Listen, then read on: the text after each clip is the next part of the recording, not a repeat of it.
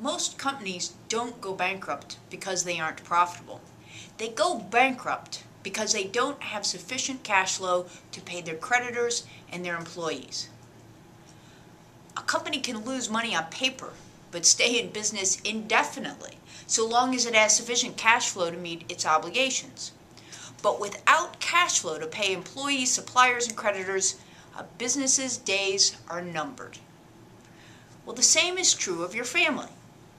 Most families that declare bankruptcy do so because the incoming cash flow from paychecks and other sources isn't sufficient to pay the bills. But as long as cash flow exceeds monthly obligations, then a family is fine. For most of your adult life, the necessary cash flow to meet expenses will have come from your paycheck. But what happens when you retire and you no longer have a paycheck coming in? Whatever your expenses in retirement, you must have enough cash flow from sources other than your job to cover those expenses indefinitely into the future.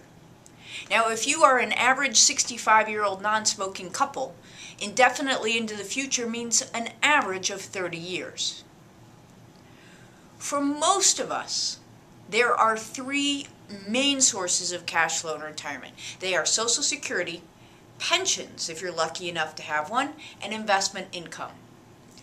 While many people view Social Security as the primary source of retirement income, we recommend to our clients that they wait until age 70 to begin taking Social Security. We view it not as a source of retirement income, but as a source of longevity insurance. I might add a very cheap source of longevity insurance from a quality insurer. And if you'd like more details on our thinking on this subject, then I would recommend that you download our free special report called It's All in the Timing, evaluating the best time for you to begin taking Social Security, available on our website at snyderadvisors.com. In the free investor resources, look for really good free stuff, and you'll find all of our white papers there.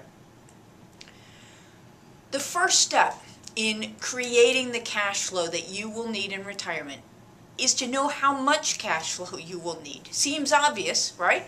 But many people skip that step. What this means is putting together a personal income statement, which was step one of the retirement preparedness checklist, and then projecting forward those expenses into retirement. Then what you want to do is add up the sources of cash flow that you know you're going to have, including Social Security, pensions, annuities, cash flow from rental properties, any oil and gas royalties you might have, legal settlements, and any other ongoing sources of income. Add those up and then subtract the total from your projected expenses. The remainder, if there is one, is going to have to come from your investment income. So the next step is to determine the assets required to generate the needed investment income with, if possible, an almost zero chance of outliving those assets. Many financial planners use a 4% withdrawal rule of thumb that supposedly gives you a 95% chance that you will outlive your assets. But the way I look at it, that's a 5% chance you will end up old, broke, and at the mercy of others. My view is even a 5% chance of running out of money at that age is too high. What you have to do when evaluating probabilities, you don't just look at the odds, but also what academics like to call the magnitude of failure.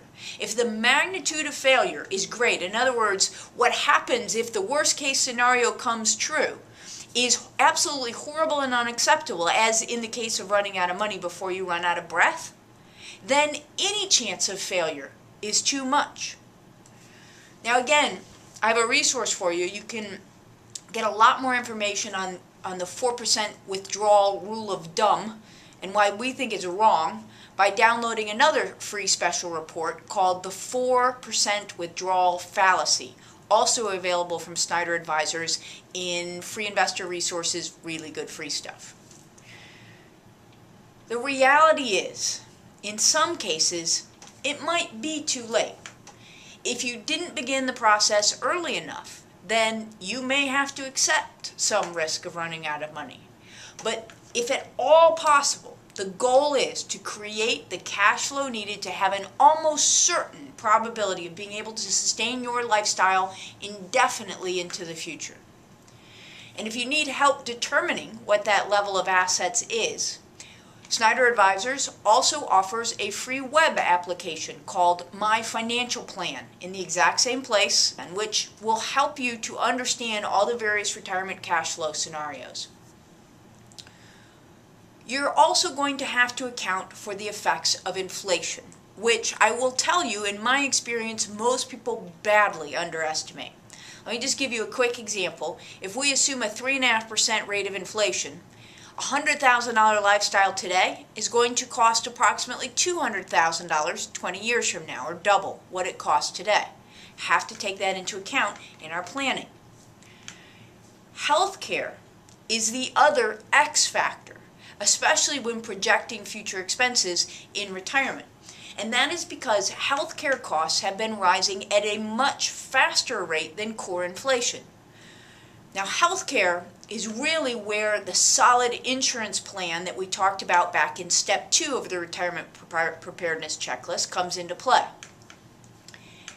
A comprehensive insurance plan, which covers major medical, outpatient, and long-term care, protects your nest egg and allows you to plan for more predictable and reasonable expense levels rather than wildly varying with huge rates of inflation and unknown in the future. Without a solid insurance plan, it's almost impossible to project how much money you're going to need in the future, and therefore almost impossible to meet the goal of a zero probability of running out of money. Once you know your starting income requirement and inflation assumptions, then you can back into a required rate of return.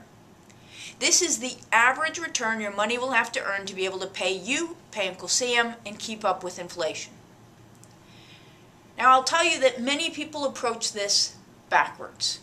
They start by throwing together a portfolio of various investments without any idea what return is required, which is, in my mind, a little bit like stumbling on a pile of bricks and saying, gee, I wonder what I can build with these bricks. The required rate of return will dictate what building materials you're going to need to construct your financial house.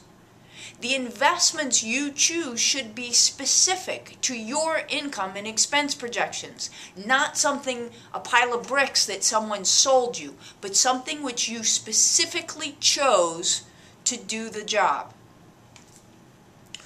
Once you know what return you need, you only take on as much risk as is required to get that return. So if you can get by on bond returns, then you shouldn't be investing in the stock market. Unfortunately, many people discover that they need a much higher return than traditional investment income portfolios are capable of producing.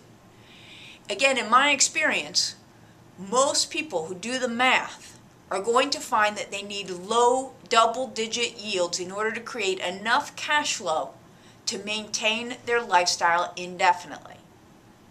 Now, this may seem scary at first because it means that you're going to have to remain invested in the stock market for most of your life. But understand, your biggest risk is not the fluctuations in the market or the economy. Those are short term. We can work with those. Your biggest risk in retirement is living too long. Figuring out how much money you need is not a guess. And if you get it wrong, it can be disastrous. At the time that you figure out you've gotten it wrong, there's nothing you can do, right? I mean, you're out of runway at that point. So I'm going to encourage you, take advantage of the My Financial Plan web app, which I mentioned earlier. It is available for free at SnyderAdvisors.com to calculate the assets required to support your lifestyle. Do not retire until you have enough assets and know how to use them to generate sufficient cash flow to support your lifestyle indefinitely into the future.